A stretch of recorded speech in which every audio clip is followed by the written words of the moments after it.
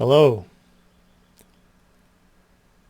So today, let's feel into the experience of balance, and specifically balance in ourselves between the different aspects of our awareness, our consciousness, our being, including the heart, which is our connection, our centeredness with and within our greater selves. So between the heart and then the mind and all the aspects of the mind, including the ego, which in many cases tends to be demonized in some way. It tends to be thought of something that we don't want, or that it needs to be gotten rid of, that it's somehow bad in some way, which kind of ironically is a judgment in a way that ego will judge something. But that's kind of an aside at this point, because the ego really is necessary to be part of our consciousness while we are having this experience as spiritual beings in human form, because ego gives us the sense of individuality, of our unique personality. It allows us to experience ourselves, or assists us to experience ourselves as an individual interacting with other individuals. And while we're all connected, we're all aspects, expressions of Source, the divine, God, the universe, however you want to define it or label it. We are all aspects of this.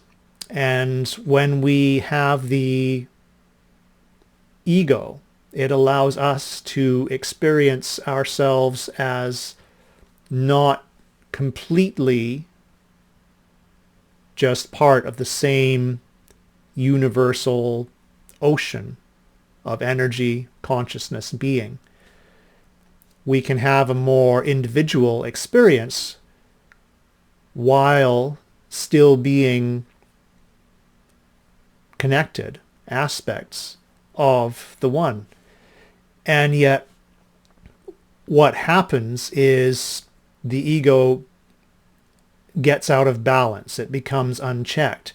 And then the sense of separation, of individuality, becomes dominant to the point where we lose awareness of our connection to others, to Source, to the whole, to ourselves, the greater aspects, the fullness of ourselves. And that's where ego can cause issues. And truly what we see happening so often and all around us in the world, that we would experience or prefer not to experience as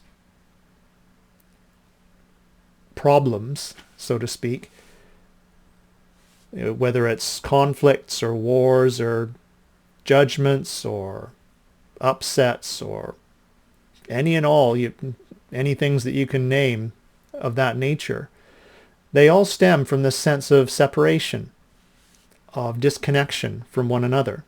And from that, things such as empathy, compassion, understanding, understanding, and love for others, regardless of how they may be acting. Our ability to have compassion and clarity even in understanding, understanding why others may be acting in the way that they have or are, is lost, because this sense of separation between us and them is what becomes dominant. And so therefore we feel justified, or that aspect of our personality feels justified in judging others, making them wrong, us right, because there's all of this separation. And the list of issues that come up because of that goes on.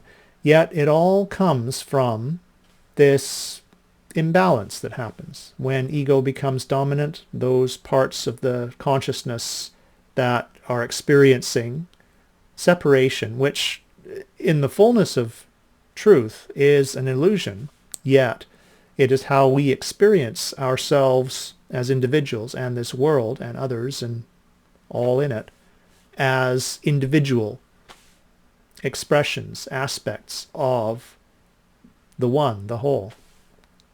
So when that balance is lost and separation becomes the dominant experience, then we have all of these experiences that come up from the separation, including separation within ourselves. We forget who and what we really truly are. And so when this is able to be brought back into balance and the ego is returned to its rightful function as a tool, a means to experience ourselves as individuals, yet not separate, that's when the heart, the intuitive aspects of the mind, and all of the other parts of us, aspects of us that are connected to the one and the whole in harmony, in love, can be brought into harmony with the ego to have the experience of individuality and yet not feel completely separate from others, the world, nature, everything, and not feel separate from our true selves. So all it is this need for balance to be remembered. It's always present there under the surface, this fullness of ourselves.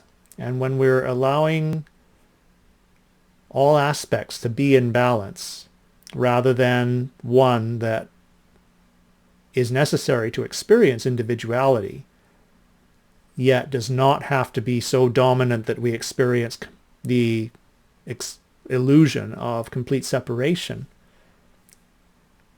When we can bring it all into balance, then it becomes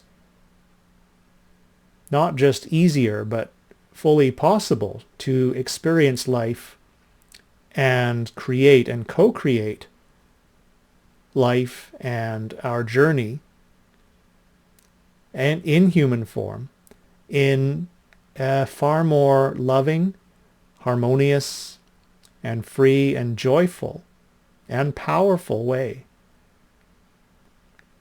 Because we're not only feeling in harmony and unity with others and everything, we're also not feeling separate or disconnected from our own selves and not feeling separate or disconnected from all of our dreams, our desires, our wishes. They all feel much more possible to us because of our balance of awareness. And we realize that we can have and do and be anything our heart desires because we are that. And we can still have and do and be and experience all of this and all of that as individual personalities, yet not separate. And this is where true magic can happen, and the joy that is possible of being in human form, while being in human form, can be fully realized. And that's a wonderful place to be. And you, just by watching this, are in the place to experience that. whether you are experiencing that right now or not. Just by you having this awareness means that you are fully capable and aware and able to experience that. And if you are, at least it's to some degree already, so much the better. Whatever your experience is now, open up to this possibility and allow yourself to experience it. There's magic here. See you next time. Love you.